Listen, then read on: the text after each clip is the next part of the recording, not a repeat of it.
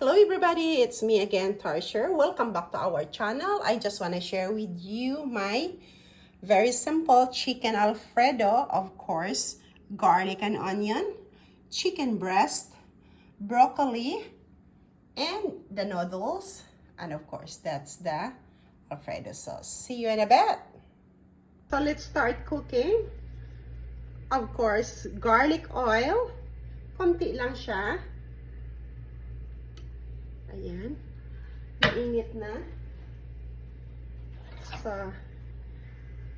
sibuyas.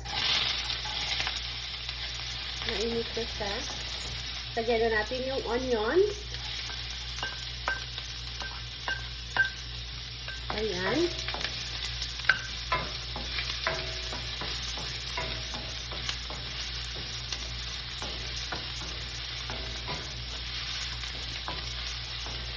Mainit na ang ano. Tapos, chicken breast. So, nasa sa inyo yun kung anong klaseng chicken ang ilagay nyo.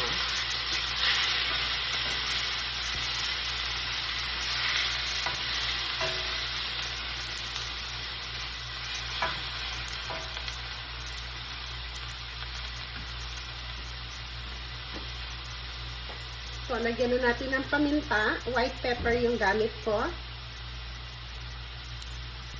Maraming paminta, mas masarap. Of course, the parsley flakes.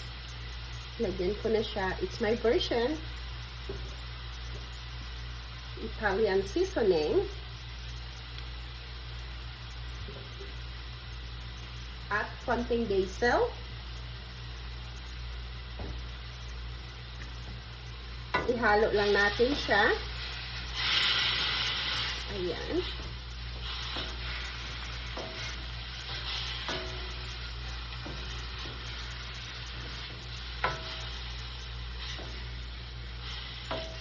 Ipa-brown lang natin konti yung chicken. Yan. Luto na yung chicken. We just add the Alfredo sauce. Ready na lang ang ginamit ko para mas madali.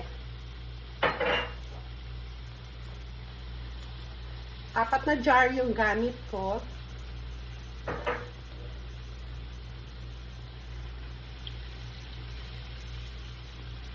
Ayan.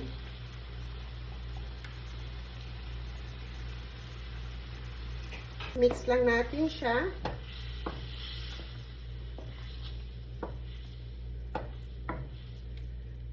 Add the broccoli. Ayan. I-add ko na silang lahat.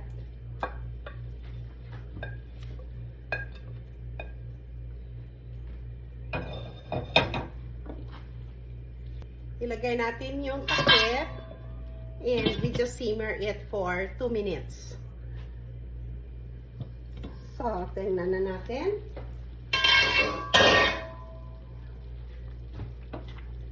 Oh, it's already cooked. See, ang sarap. Napaka-creamy niya. Yan. So, pag ako mag-Alfredo or spaghetti, ihiwalay ko yung sauce dahil ayaw nila, mas gusto nila yung sila na maglagay ng sauce na mga bata. Ayan. So, we just have this, the noodles. Lagyan na natin ng maraming broccoli. Ayan.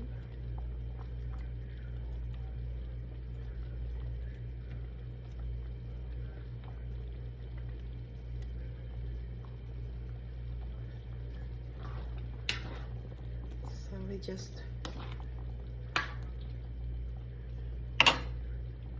turn off. So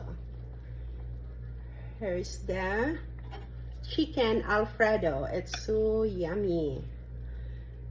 Thank you so much for watching. See you in our next video. Bye for now.